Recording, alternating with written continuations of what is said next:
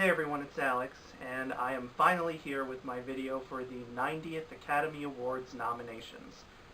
I'm really sorry I didn't get this video out a lot sooner like I had been planning to, but I'm finally here, I'm finally getting these done with a couple days left before the Oscars take place. Now, the 90th Academy Awards are set to take place on Sunday, March 4th at 8 p.m. Eastern Time, and they will be hosted by Jimmy Kimmel. So what I'm going to do, like I do with all my award show nomination videos, is I'm going to go through all the categories one by one, just read them out without providing commentary, and then once I'm done with that, I'm going to go back and look at all the categories and talk about what I like, what I don't like, and what I think got snubbed. So, without further ado, let's get started. Here are the nominations for the 90th Academy Awards. Best Art Direction, Beauty and the Beast, production design by Sarah Greenwood, set decoration by Katie Spencer. Blade Runner 2049, production design by Dennis Gassner, set decoration by Alessandra Corzola. Darkest Hour, production design by Sarah Greenwood, set decoration by Katie Spencer. Dunkirk, production design by Nathan Crowley, set decoration by Gary Fettis. The Shape of Water, production design by Paul Denham Osterberry, set decoration by Shane Vio and Jeff Melvin. Best Cinematography, Roger Deakins, Blade Runner 2049, Bruno Del Bonell. Darkest Hour, Hoyt van Hoytema, Dunkirk, Rachel Morrison, Mudbound, Dan Lawson, The Shape of Water. Best Costume Design, Jacqueline Duran, Beauty and the Beast, Jacqueline Duran, Darkest Hour, Mark Bridges, Phantom Thread, Louis Sequeira, The Shape of Water, Consolata Boyle, Victoria and Abdul. Best Film Editing, Paul Machlis and Jonathan Amos, Baby Driver, Lee Smith, Dunkirk, Tatiana S. Regal, I, Tonya, Sidney Wolinski, The Shape of Water, John Gregory, 3 Billboards Outside Ebbing, Missouri. Best Makeup and Hairstyling, Kazuhiro Tsuji, David Malinowski, and Lucy Sibic, Darkest Hour. Daniel Phillips and Lou Shepard, Victoria and Abdul. Aryan Titan, Wonder.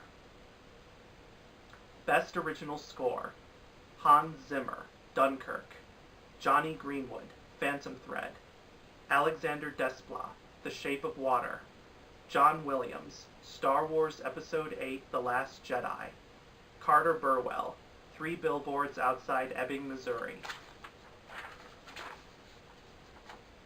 Best Original Song, Mighty River from Mudbound, music and lyrics by Mary J. Blige, Raphael Saadiq, and Tora Stinson. Mystery of Love from Call Me By Your Name, music and lyrics by Sufjan Stevens. Remember Me from Coco, music and lyrics by Kristen Anderson Lopez and Robert Lopez. Stand Up for Something from Marshall, music by Diane Warren, lyrics by Lonnie R. Lynn and Diane Warren. This Is Me from The Greatest Showman, music and lyrics by Benj Pasek and Justin Paul. Best Sound Editing, Julian Slater, Baby Driver, Mark Mangini and Theo Green, Blade Runner 2049, Richard King and Alex Gibson, Dunkirk, Nathan Robitaille and Nelson Ferreira, The Shape of Water, Matthew Wood and Ren Kleiss, Star Wars Episode VIII, The Last Jedi.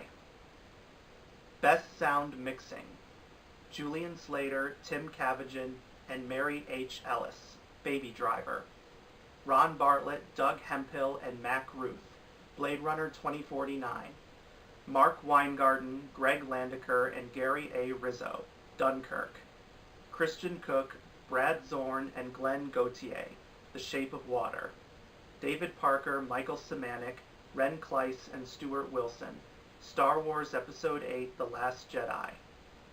Best Visual Effects, John Nelson, Gerd Nefzer, Paul Lambert, and Richard R. Hoover. Blade Runner 2049. Christopher Townsend, Guy Williams, Jonathan Faulkner, and Dan Sudik, Guardians of the Galaxy Volume 2. Stephen Rosenbaum, Jeff White, Scott Benza, and Mike Minardis, Kong Skull Island. Ben Morris, Mike Mulholland, Neil Scanlon, and Chris Corbold, Star Wars Episode 8, The Last Jedi. Joe Letteri, Daniel Barrett, Dan Lemon, and Joel Wist, War for the Planet of the Apes. Best Animated Short Film. Dear Basketball, Glenn Keane and Kobe Bryant. Garden Party, Victor Kerr and Gabriel Grapperone. Lou, Dave Mullins and Dana Murray. Negative Space, Max Porter and Rue Kuahata. Revolting Rhymes, Jacob Shu and Jan Lackauer. Best Live Action Short Film. DeKalb Elementary, Reed Van Dyke. The 11 O'Clock, Darren Seal and Josh Lawson. My Nephew Emmett, Kevin Wilson Jr. The Silent Child, Chris Overton and Rachel Shenton. Watu Wote, All of Us, Katya Benrath and Tobias Rosen. Best Documentary Short Subject. Edith and Eddie, Laura Checkaway and Thomas Lee Wright. Heaven is a Traffic Jam on the 405, Frank Stifel. Heroine, Elaine McMillian Sheldon and Karen Sheldon. Knife Skills, Thomas Lennon. Traffic Stop, Kate Davis and David Heilbroner. Best Documentary Feature. Abacus, Small Enough to Jail. Steve James, Mark Mitten, and Julie Goldman. Faces Places, Agnes Varda, Jr., and Rosalie Varda. Icarus, Brian Fogel and Dan Kogan. Last Men in Aleppo, Firas Fayyad, Kareem Abid, and Soren Steen Jespersen. Strong Island, Yance Ford and Jocelyn Barnes. Best Foreign Language Film. A Fantastic Woman from Chile, directed by Sebastian Lelio. The Insult from Lebanon, directed by Zayed Douieri. Loveless from Russia, directed by Andrei Zvygintsev. On Body and Soul from Hungary, directed by Ildiko Enyedi. The Square from Sweden, directed by Ruben Östlund. Best Animated Feature.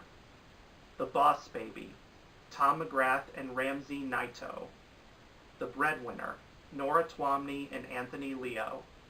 Coco, Lee Unkrich and Darla K. Anderson. Ferdinand, Carlos Saldana. Loving Vincent, Dorota Kobiela, Hugh Welchman, and Ivan McTaggart. Best Original Screenplay. Emily V. Gordon and Kumail Nanjiani, The Big Sick. Jordan Peele, Get Out. Greta Gerwig, Lady Bird. Guillermo del Toro and Vanessa Taylor, The Shape of Water. Martin McDonough, 3 Billboards Outside Ebbing, Missouri. Best Adapted Screenplay. James Ivory, Call Me By Your Name, based on the novel by Andre Aciman. Scott Neustadter and Michael H. Weber, The Disaster Artist, based on the book by Greg Sestero and Tom Bissell. Scott Frank, James Mangold, and Michael Green, Logan, based on the comic book Old Man Logan by Mark Miller and Stephen McNiven. Aaron Sorkin, Molly's Game, based on the book by Molly Bloom. Virgil Williams and Dee Rees, Mudbound, based on the novel by Hilary Jordan. Best Supporting Actor. Willem Dafoe, The Florida Project. Woody Harrelson, 3 Billboards Outside Ebbing, Missouri. Richard Jenkins, The Shape of Water. Christopher Plummer, All the Money in the World. Sam Rockwell, 3 Billboards Outside Ebbing, Missouri. Best Supporting Actress. Mary J. Blige, Mudbound. Allison Janney, I, Tonya. Leslie Manville, Phantom Thread. Laurie Metcalf, Lady Bird. Octavia Spencer, The Shape of Water. Best Actor. Timothy Chalamet, Call Me By Your Name. Daniel Day-Lewis, Phantom Thread. Daniel Kaluuya, Get Out. Gary Oldman, Darkest Hour, Denzel Washington, Roman J. Israel, Esquire. Best Actress, Sally Hawkins, The Shape of Water, Frances McDormand, Three Billboards Outside Ebbing, Missouri, Margot Robbie, I, Tonya, Saoirse Ronan, Lady Bird, Meryl Streep, The Post. Best Director, Christopher Nolan, Dunkirk, Jordan Peele, Get Out, Greta Gerwig, Lady Bird, Paul Thomas Anderson, Phantom Thread, Guillermo del Toro, The Shape of Water.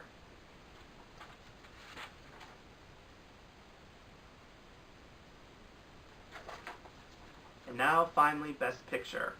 There can be anywhere from 5 to 10 nominees. This year, as it has been tradition for so many years now, there are 9 nominees. And the 9 Best Picture nominees of 2017 are Call Me By Your Name, Peter Spears, Luca Guadagnino, Emily Georges, and Marco Morabito, producers. Darkest Hour, Tim Bevan, Eric Fellner, Lisa Bruce, Anthony McCartan, and Douglas Urbanski, producers. Dunkirk, Emma Thomas and Christopher Nolan, producers. Get Out, Sean McKittrick, Jason Blum, Edward H. Ham Jr., and Jordan Peele, producers. Lady Bird, Scott Rudin, Eli Bush, and Evelyn O'Neill, producers.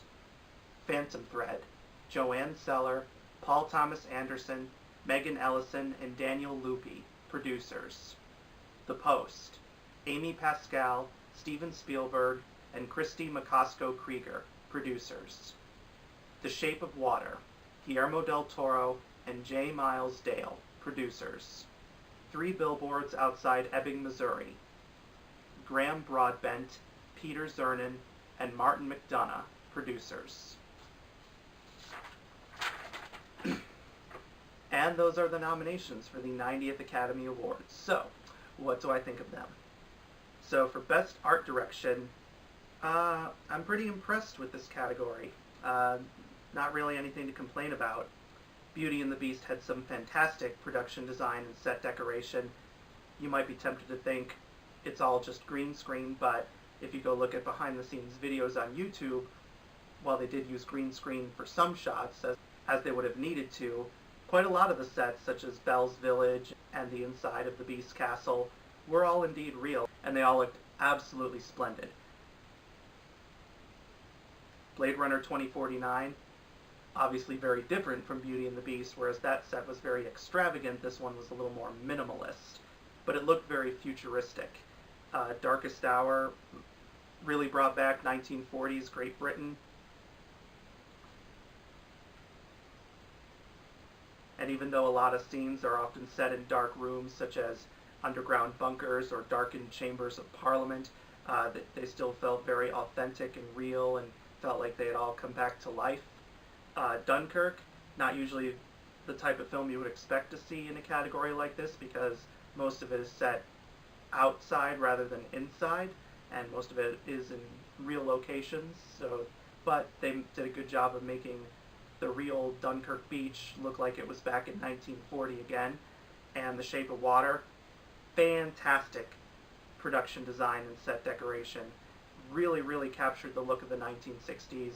Very authentic in terms of color design, shape design, fashion design.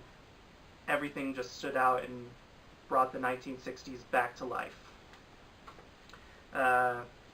I can't really think of any film I would take out to replace with something else, but I do want to give a shout out to a few more sets that could have been nominated here. Phantom Thread, I had some problems with that film, but the sets in those films were just sumptuous to my eyes. A visual feast, if you will.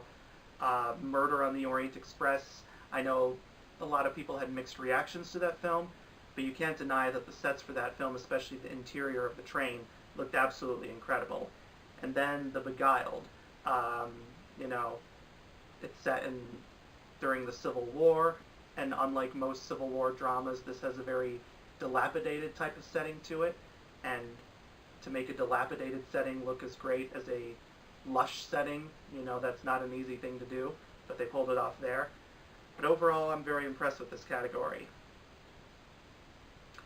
For Best Cinematography, Blade Runner 2049 had some excellent cinematography. I don't really think it should win like everyone else thinks it should. I know a lot of people are praying for Roger Deakins to win, and it looks like he probably will. And this would be his first win out of, I believe, 14 nominations. Um, you know, very striking images, very great lighting design, but not my favorite of the bunch. Darkest Hour, pretty good cinematography, although it didn't necessarily strike me as Oscar-worthy. Quite a lot of scenes were set in the dark, and while that's not a bad thing, there were other films I saw in the past year that I felt were a little more deserving, but I'll get to that in a little bit. Dunkirk, fantastic cinematography. My personal favorite cinematography of 2017, not just because of the color palette that Hoyt van Hoytema brilliantly used, but also the way it captured the emotions on the actors' faces, because they're playing characters that were literally going through hell. Now, I'm not saying a movie has to have characters going through hell for it to win Best Cinematography, but in my opinion, a Best Cinematography win should not only be about the color and the lighting of the camera, but also the way it captures the emotions on the actors' faces. And like with Dunkirk, you could feel from the camera angles, from the way it moved, from the way it stopped, it caught the actors on screen. It made you feel like you were there in the Dunkirk conflict. It made you feel like you were a soldier fighting for your life and not knowing if you would even survive the whole outcome. Mudbound, brilliant cinematography as well. It reminded me a lot of the cinematography you typically see in a Terrence Malick film. I don't know if that was the intention or not, but regardless, it was fantastic. It really captured both the beauty and the desolation of rural Mississippi, and it really captured as well the hard, backbreaking, toiling work that people in the 1940s, especially poor farmers, particularly poor black farmers, would have to go through. And also, much congratulations to Rachel Morrison for finally becoming the first ever woman to get a nomination for Best Cinematography. Because up until this point, no female cinematographer had ever gotten an Oscar nomination. So congratulations to Rachel Morrison for breaking the glass ceiling there, and let's just hope many more female cinematographers will be recognized in the coming years. And then The Shape of Water, fantastic cinematography. I really love not only the color palette, but also the way it captures the emotions on the actors' faces. Very similar to what they did with Dunkirk. So I can't really complain too much about this category. If I could replace anything, I'd take out Darkest Hour and replace it with either Call Me By Your Name, The Lost City of Z, or Wonderstruck. Call Me By Your Name had some beautiful cinematography that really captured the beauty of the Italian countryside. The Lost City of Z did a fantastic job of capturing early 20th century England and the Amazon jungle. And then Wonderstruck did a brilliant job of contrasting two types of cinematography: black and white cinematography for a 1920s storyline and color cinematography for a 1970s storyline. Best Costume Design. Beauty and the Beast, gorgeous costumes. They did a brilliant job of recreating pretty much to a T the iconic costumes from the animated film, from Belle's yellow ball gown to Gaston's red uniform to the villagers' costumes to pretty much everything. Darkest Hour, very great period 1940s costumes. Phantom Thread, beautiful costumes. Given that this is a movie about a fashion designer, you would expect the costumes in this movie to be beautiful.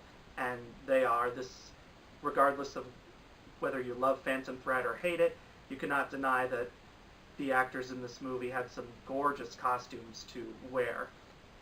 Shape of Water, very excellent period 1960s costumes. Really nailed 1960s fashion down to a T. Victoria and Abdul, excellent period costumes depicting the late 1800s. Can't really think of anything that was snubbed here. Maybe The Beguiled or Murder on the Orient Express. But I honestly can't think of what I would take out to replace them with. For Best Film Editing, Baby Driver had some excellent editing, which was a great sigh of relief for me because too often these days action films are just filled with really, really poor editing, especially shaky cam editing and quick cut editing, and it's the kind of editing that usually gives me a headache. But Baby Driver was edited in a way where you could still understand what was going on and still be hyped up by all the action. And Oscar voters have shown a lot of love for car chase films in the past, like Bullitt, The French Connection, The Bourne Ultimatum, Dunkirk. Amazing editing there. You know, we've seen a lot of World War II films, but Dunkirk, with its editing, pulls off what could have been a disaster in terms of storytelling and editing, but makes it look flawless, taking 3 separate stories, one taking place on land, one at sea, and one in the air, and combining them all to the one point where they all meet and coalesce, and it is just absolutely brilliant. And never once did I feel bored for a single second. I, Tonya was considered a bit of a surprise here. Almost nobody was predicting it, but it did a great job of weaving in and out of the story because the story jumps back and forth from the present day to the 1980s and the 1990s, and if done wrong it could have caused me a serious headache, but it didn't. Shape of Water also had some fantastic editing, more slow-paced editing because this is not an action film, but it's brilliant slow-paced editing. Never once did I feel bored, and the story flows smoothly as water. And 3 Billboards Outside Ebbing, Missouri, also some solid editing. You know, again, there's not really much I can complain about here. Some films that I think were overlooked were The Lost City of Z and Detroit, 2 films which got no Oscar love or really any awards love at all. So I'll be mentioning those quite a bit, but they had some fantastic editing, especially since both films were nearly 2.5 hours long. And Detroit especially had some really great editing because it kept going back and forth from using documentary footage to showing the hostage situation of the police officers holding the people captive in the Algiers motel, and there's a lot of close shots and long takes without any fast edits in some scenes, and if done right it could have been insulting to the real life people portrayed in the movie, but from the way it was edited I felt like I was there. I felt like I was in the Algiers motel with these people and just hoping I'd get out alive.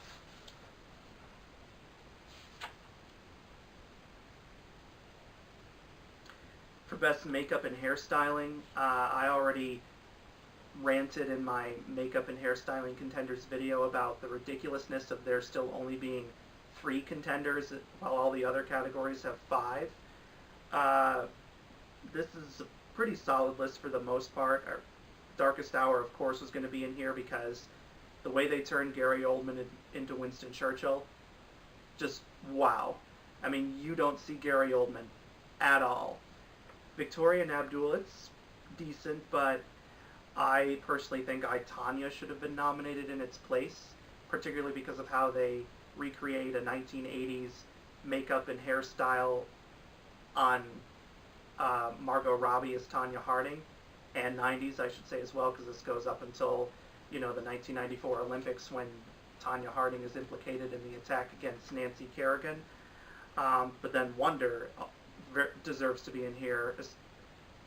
You know, they did a fantastic job of the prosthetic makeup that they used on Jacob Tremblay, because if that makeup had not been good, the movie would have been a complete disaster, especially since Jacob Tremblay is playing a child that has a real facial condition. He has Treacher-Collins syndrome, and of course they didn't even bother considering it to be eligible for this category, which is a shame, because whether you loved or hated it, you can't deny that the makeup on Bill Skarsgård as Pennywise was fantastic, and it did a much better job of utilizing face paint than Suicide Squad, because Suicide Squad, even with face paint on Jared Leto and Margot Robbie, you could still tell it was them, whereas the face paint on Bill Skarsgård, looking at him as Pennywise and looking at him without the makeup, it's like, that's the same person?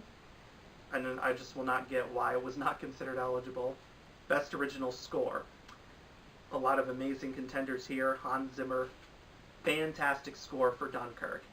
Really pounding, really intense, really visceral, the perfect wartime score. And Hans Zimmer's been nominated, I think, 12 or 13 times for an Oscar. I don't know the exact number. And surprisingly, he's only managed to win once for The Lion King. I think he had a good shot a couple years ago of winning for Interstellar, but sadly he did not. So Hans Zimmer is definitely overdue for a second Oscar. And if he should win, I have no problem with it. We have a rock star in this category too, a literal rock star with Jonny Greenwood.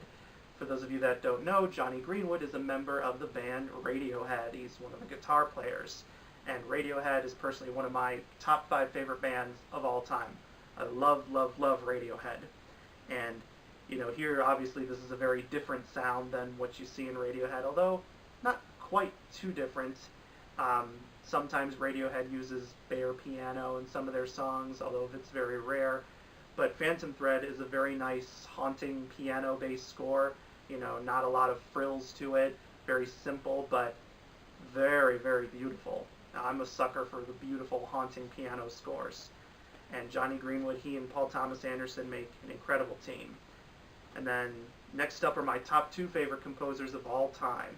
Alexander Desplat is my number 2, and he did The Shape of Water, which is my favorite score of the year.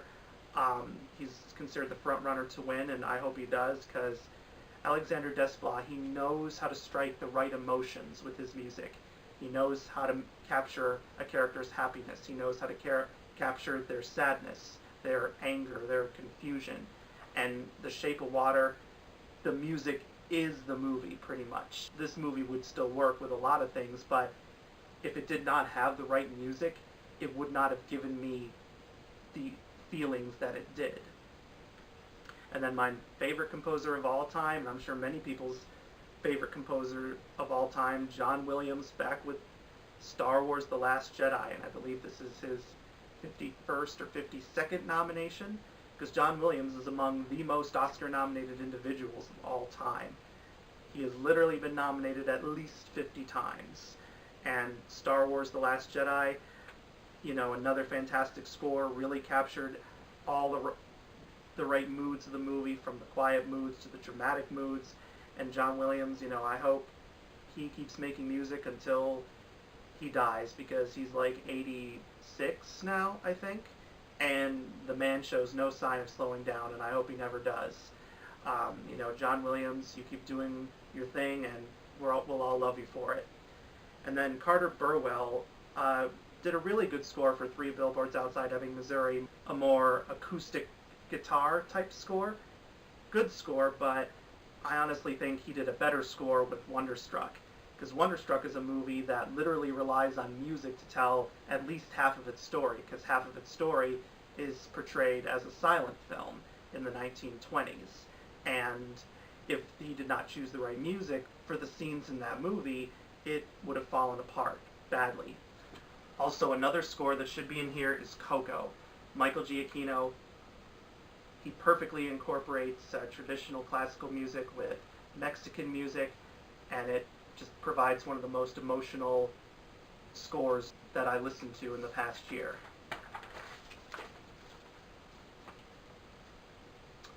For Best Original Song, pretty solid list. Mighty River, it's more of a slow-paced song, but it's really good. Mary J. Blige does a great job singing it. Mystery of Love, fantastic song.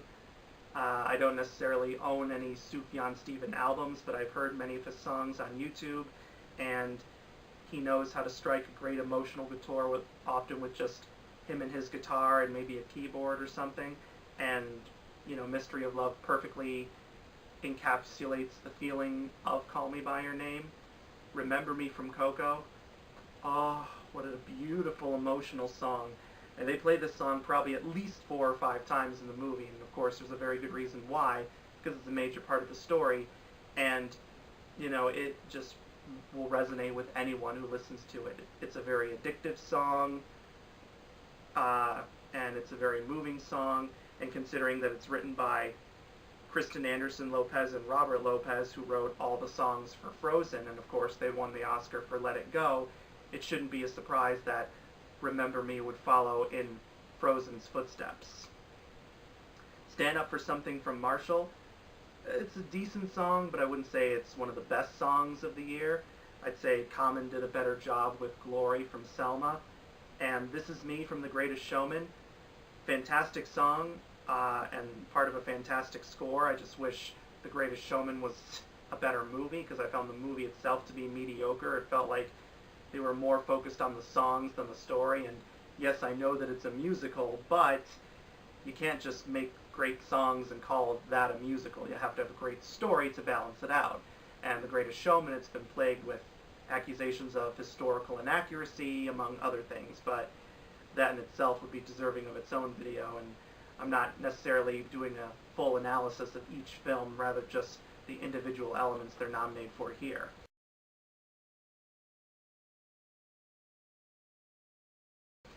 And Best Sound Editing and Best Sound Mixing. Normally there's at least maybe one or two films that might be nominated in one category but not the other, but here you have the same lineup for both categories. And I have no complaints whatsoever for either of these categories. They're all perfect. They capture everything from, the cars of Baby Driver to the future cars and the airships of Blade Runner 2049 to the boats, planes, and guns of Dunkirk to the creature sounds and sounds of the 1960s for The Shape of Water, and then of course the spaceships and the lightsabers and everything else from Star Wars: The Last Jedi. For Best Visual Effects. Some surprises in this category. Blade Runner 2049, not surprised by that, very well deserved. Guardians of the Galaxy Volume 2, I did not see that, but heard some mixed things about it. There's usually at least one or two superhero films in here. This was kind of surprising because I think everyone thought either Thor Ragnarok might be nominated or Wonder Woman, before Wonder Woman, I believe, did not make the final 10 semifinalists. Kong Skull Island. Now this was one I did not see coming at all. I guess in hindsight maybe I shouldn't be surprised, since King Kong is a character and I still have not seen it, but people who have seen it have told me that the visuals are some of the worst things about the movie, that it's like some obvious CGI and green screen effects, but I can't say anything about that. Star Wars: The Last Jedi, of course, and well deserved, and War for the Planet of the Apes, that was obvious. I wish The Shape of Water had made it in here, because I think it was a combination of makeup and CGI that they used to create the creature played by Doug Jones, and it just looked fantastic.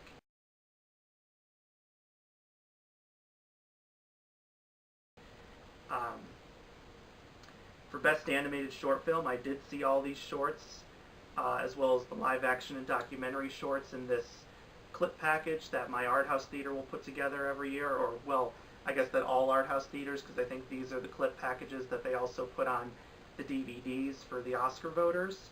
And these are all really good shorts. Dear Basketball, that's of course with Kobe Bryant.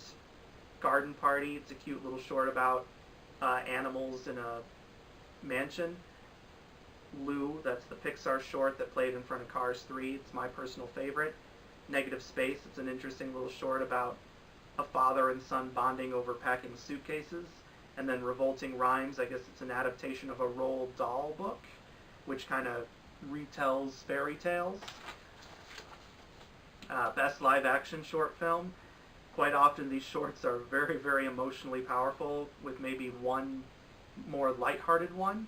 DeKalb Elementary, very powerful short, which I guess is based on a true story about a school secretary trying to stop a shooter. The 11 O'Clock, that's the more funny one. It's okay, but it kind of becomes a little weary at times in terms of this battle of wits between a psychiatrist and his delusional patient. My Nephew Emmett, it's a powerful retelling of the story of Emmett Till and his kidnapping and murder. The Silent Child, very powerful story about a young deaf girl and the bond with her therapist. Watu Wote, All of Us, this is also based on a true story apparently. It's about a Christian woman who is protected by Muslims while on a bus, and the bus is apprehended by a terrorist group. For Best Documentary Short Subject, a lot of powerful shorts here. There's Edith and Eddie, which is about this interracial couple in their 90s and their fight to stay together when one of their families wants to separate them. Heaven is a Traffic Jam on the 405, probably the most unusual title I've ever seen for a short. It's about a artist named Mindy Alper who has brain damage from electroshock therapy, but she's this brilliant artist. Heroin, it's about the heroin epidemic in Huntington, West Virginia, where the heroin overdose rate is 10 times the national average. Knife Skills, it's about a restaurant where the entire staff, from the cooks to the owner, are all ex-convicts. And then Traffic Stop, it's about an African-American woman named Breon King who was pulled over by a white police officer, and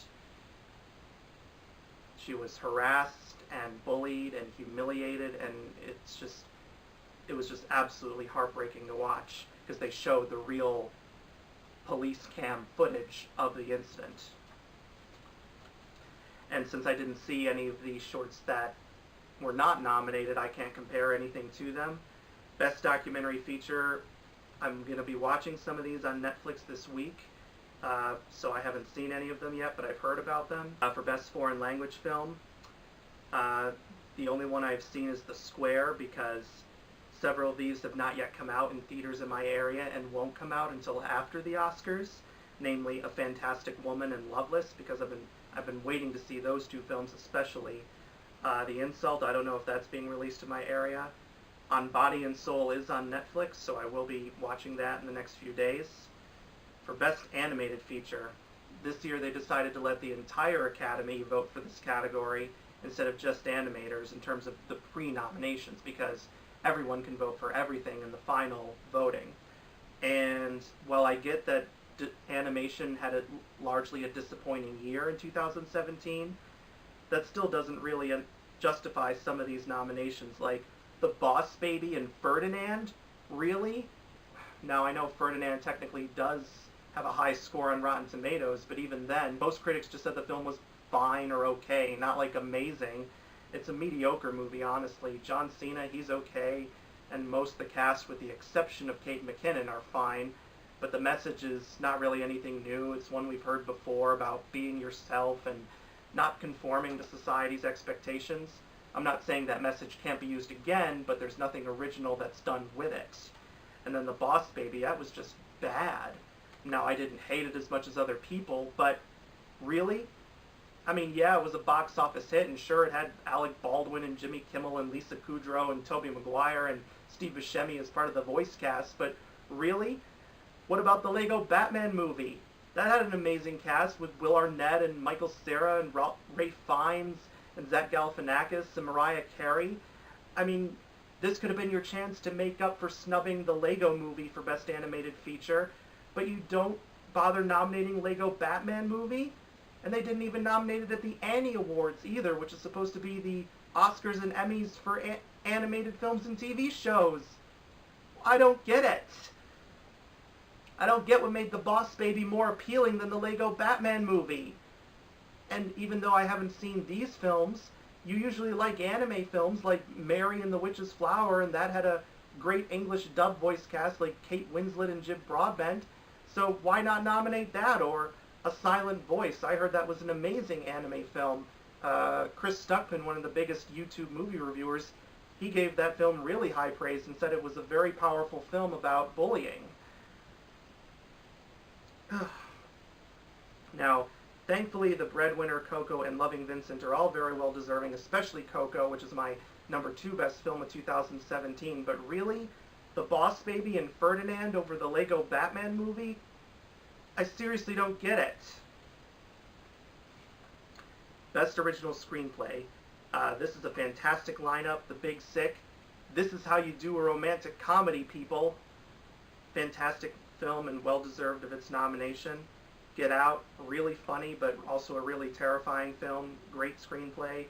Lady Bird, fantastic coming-of-age film. Great screenplay. Shape of Water, brilliant screenplay. my personal favorite, and Three Billboards Outside Ebbing, Missouri, another fantastic screenplay with very sharp and witty dialogue. A lot of people are comparing Martin McDonagh to Quentin Tarantino, and from this film it's pretty obvious to see why. The only two films I can really think of that were really snubbed here were The Post, a very fantastic film written by one of the screenwriters from Spotlight, as well as Coco. Animated films often don't get a lot of love, but when they do get nominated for screenplay categories, they're often very well deserved, and Pixar writers are some of the best writers in the business. But I honestly don't know what I would take out to replace those with if I could. Best Adapted Screenplay. Admittedly, this was a much weaker year for adapted screenplays.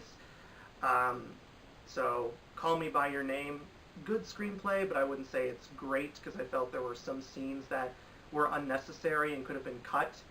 Like the film had, I think, about 15 minutes of unnecessary scenes that kind of just weighed the movie down. The Disaster Artist, hilarious screenplay. Really loved it. They captured the hilarity of Greg Sestero and Tom Bissell's book really well. When reading that book, I was like, oh man, how are they going to put this in the movie? And they did a fantastic job with it. Have not seen Logan, but I've heard it was fantastic. Molly's Game, very solid film. Aaron Sorkin, of course, never fails to be a great writer. And he also directed this movie, too, and it was his first time directing, so he did a good job with that. Mudbound, fantastic screenplay. Did a really great job of capturing the novel, which I did read. Was about 90 to 95% faithful, and it did a very great job of making it of telling it from multiple characters' perspectives, like the book, and each character has their own unique, distinctive voice, and it was perfectly represented on film. It had a very Terrence Malick feel to it with the dialogue and narration, but that's what I love about it. I don't know if that was the intention, but Virgil Williams and Dee Rees, they really made these characters feel authentic and real. It made me feel like I was watching a documentary at times and not a movie. So, and I like it when films do that.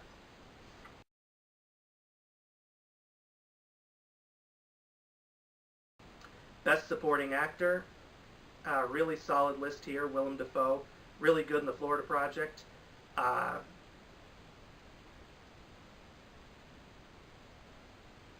He has a great scene where he has to save the kids from a pedophile, and it gives him a chance to show off some really great dramatic chops. Woody Harrelson, really great in Three Billboards Outside Ebbing, Missouri. Richard Jenkins, heartbreaking in The Shape of Water. He has a very emotional storyline in that movie. Christopher Plummer, seamless in All the Money in the World. He, of course, replaced Kevin Spacey at the very last minute when sexual abuse accusations came out against Kevin Spacey, and Ridley Scott decided to just edit him out of the movie altogether, and Christopher Plummer had to film all of Kevin Spacey's scenes, and he did it in only 9 days, I think, with only a month before the movie was going to hit theaters, and Ridley Scott was like, we're not moving the movie, we're going to keep the release date, and I couldn't tell the difference between the two movies.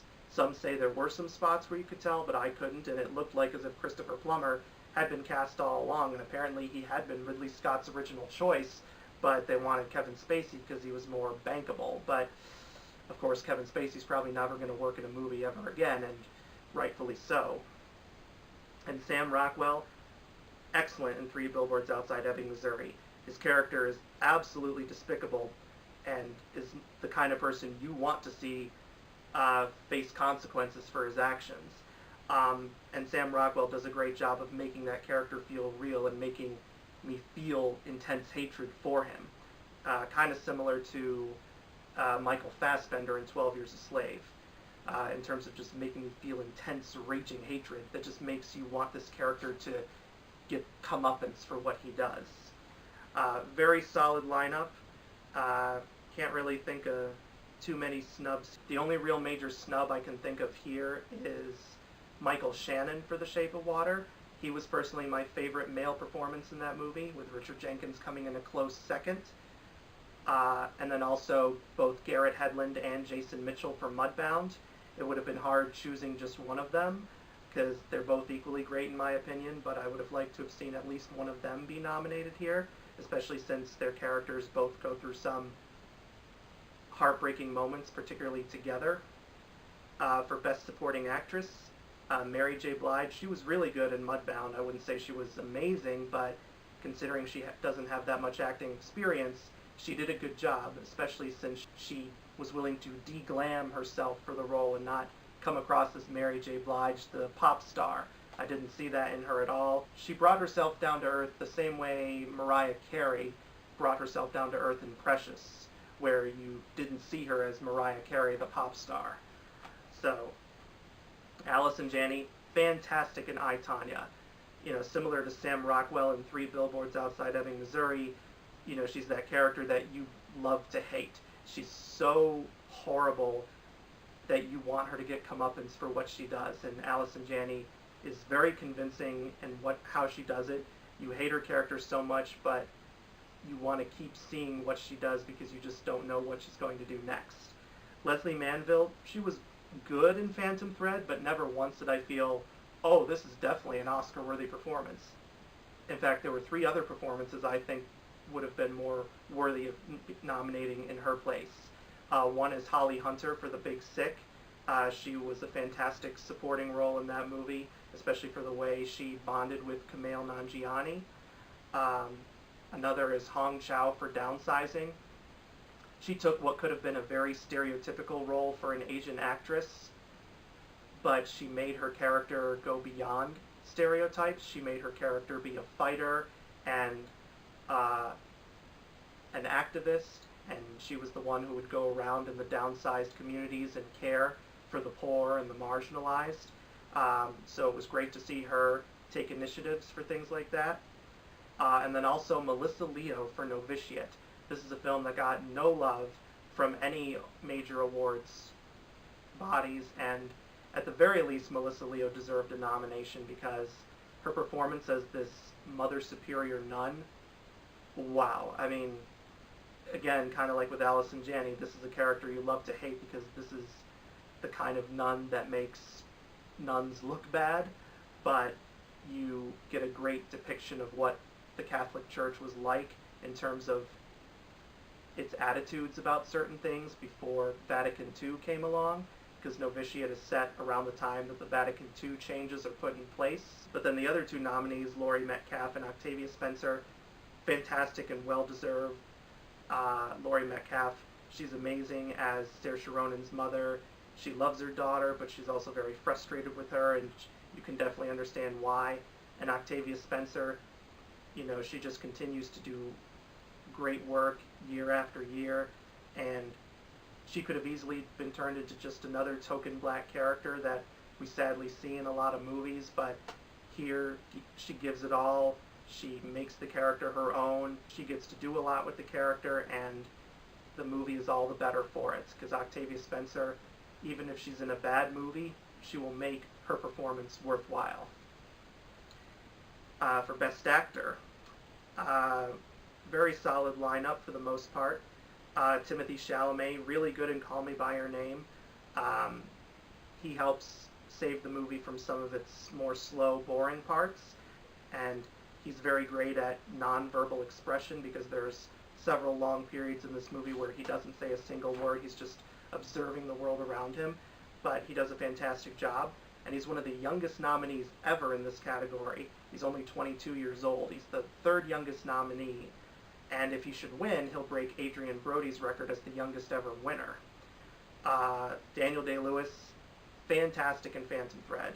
Even though the movie has its problems, his performance is out of this world, and he said he's retiring from film, and if this is indeed his last performance, what a way to go out. Daniel Kaluuya, really great in Get Out. I had never heard of him before this movie, and watching the movie, I couldn't believe that he's actually British because his accent in Get Out is so naturally American that I'm sure many people assumed he was born somewhere in America. But if you hear his real-life accent, it's very, very different. It's kind of like a Cockney accent. He was fantastic. He brought his A game. You could feel all the emotions he was feeling, especially in the scary parts of the movie. And, I wish nothing but a long, great career for him. And I've heard he's really great in Black Panther, which I hope to see soon once I catch up on the Marvel movies. Gary Oldman, it's just transcendent in Darkest Hour. It's not necessarily the best film of the year, but his performance, I mean, wow. He disappears into this role the same way Daniel Day-Lewis disappeared into his role in Lincoln. I mean, it's literally like Winston Churchill was resurrected from the dead, and somehow Gary Oldman is channeling him. I mean, never once did I feel, oh, there's Gary Oldman as Winston Churchill. No. I felt like I actually was watching Winston Churchill. That's how amazing this performance is. And Denzel Washington, he's really good in Roman J. Israel Esquire. I personally think that film is very underrated, but I wouldn't say he was as deserving of a nomination as, say, Jacob Tremblay for Wonder. He's only 11 years old, but my God, he carries that movie a lot better than a lot of adult actors these days carry their own movies. And then Charlie Hunnam for The Lost City of Z. I know that would have been a long shot because that film's been getting no love, but that film just showed why I love historical films so much.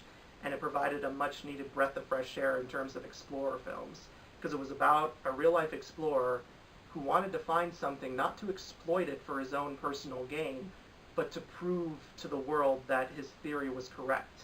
Because he wanted to prove that this supposed lost city in the Amazon jungle was real.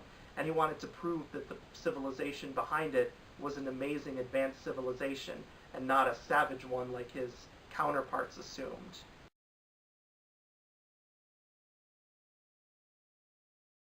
And then, of course, there's all the controversy about James Franco getting snubbed for The Disaster Artist, even though his performance was highly praised. But, of course, there were accusations of sexual harassment coming out against him. And with the Me Too movement going on, obviously Academy voters didn't want to be embroiled in that, especially after what happened last year with Casey Affleck getting nominated and winning for Manchester by the Sea, despite accusations of sexual harassment against him. For Best Actress, this is an amazing lineup. I don't really have any problems with it at all. Sally Hawkins speaks not a single word in The Shape of Water, but she is amazing.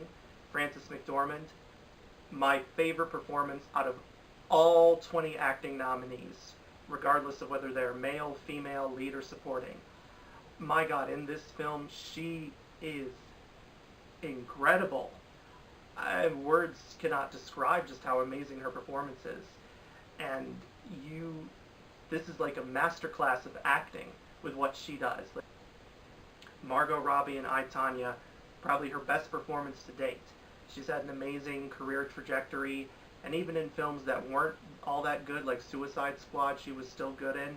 But here as Tonya Harding, she was perfect for that role, and she really brought complexity to it. At one moment you don't like Tonya Harding, at other moments you do like her, because she had a very complex and challenging upbringing and a very abusive marriage. But of course that doesn't mean what she did to Nancy Kerrigan was okay, not at all. In my opinion, she was just as guilty as her male conspirators.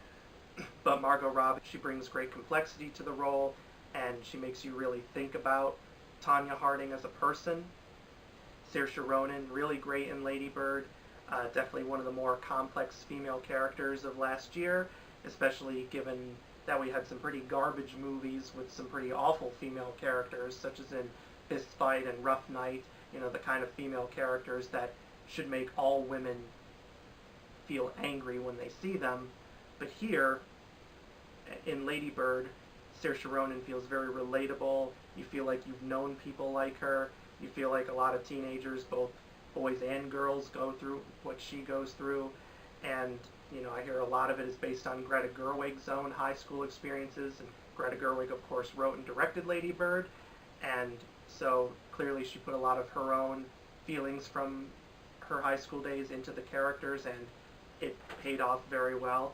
And Meryl Streep, I know some people are like, oh, Meryl Streep again, because this is her 21st nomination, breaking her own record once again of having more acting nominations than any other actor or actress ever. But I will say it's well-deserved here because, Meryl Streep, she's able to make her characters, whether they're real people she's recreating or fictional characters, she makes them feel like they're three-dimensional human beings and not caricatures. And here she perfectly captures the conflict of Katharine Graham of wanting to protect her political friends, but at the same time report the truth about them, because the people she would socialize with at parties were the same people who were making the United States get into the Vietnam War and be pretty much trapped there with no end in sight.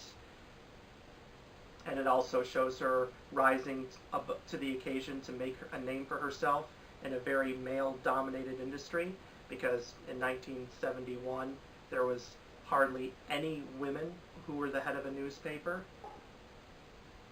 As for snubs, there's Jessica Chastain for Molly's Game, Aubrey Plaza for Ingrid Goes West, and Florence Pugh for Lady Macbeth, but I honestly don't know who I would take out to replace one of them with out of the nominees. As for Best Director, Christopher Nolan, fantastic directing for Dunkirk. If he did not get nominated for this, I would have been furious, because only a great director like him could have pulled a movie like Dunkirk off. Jordan Peele, fantastic directing for Get Out, especially given that this is his first film.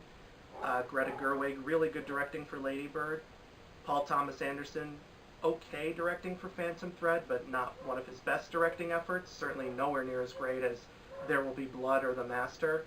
I personally would have taken him out and replaced him with James Gray for The Lost City of Z, or Catherine Bigelow for Detroit, or Martin McDonagh for Three Billboards Outside Ebbing, Missouri, or Steven Spielberg for The Post. Guillermo del Toro, amazing directing for The Shape of Water, kind of like with Christopher Nolan for Dunkirk. Only a director with a vision like him could have pulled it off, and it just works wonders. And then finally, Best Picture. Pretty solid lineup. Not all these movies were necessarily among my favorites of the year, but several of them were, like Dunkirk, The Shape of Water, Three Billboards Outside Ebbing, Missouri. A lot of them some made my honorable mentions, like Darkest Hour and Get Out, and Lady Bird. Some I had not seen before I could make my best list, like The Post or Phantom Thread, but I did see afterwards, as well as Call Me By Your Name. For the most part, I have no problem with these nominees. There are others that I felt might have been more awards worthy just because they were higher on my best of list, like The Lost City of Z, Detroit, Wind River, Wonder, Coco. I would have liked to have seen them get Best Picture nominations, but I can't really complain too much. Most of these are very solid, and there's not like really anything that makes me go, what? That shouldn't be in here? And I know that the Oscars want to have at least a minimum number of votes for a film to be nominated for Best Picture, but I gotta say, after several years of always getting 9 nominees, why not just go back to having 10 automatically no matter what, because that way it would allow films like Coco or Wonder or Detroit or The Lost City of Z or any film that might have been having smaller support but still passionate support get a well-deserved nomination. So those are my thoughts on the 90th Academy Awards nominations. Really solid list for the most part. A lot of the deserving contenders were nominated, but of course there were some that were not, and that's the way it always goes with these award shows, so you can't always be pleased all of the time.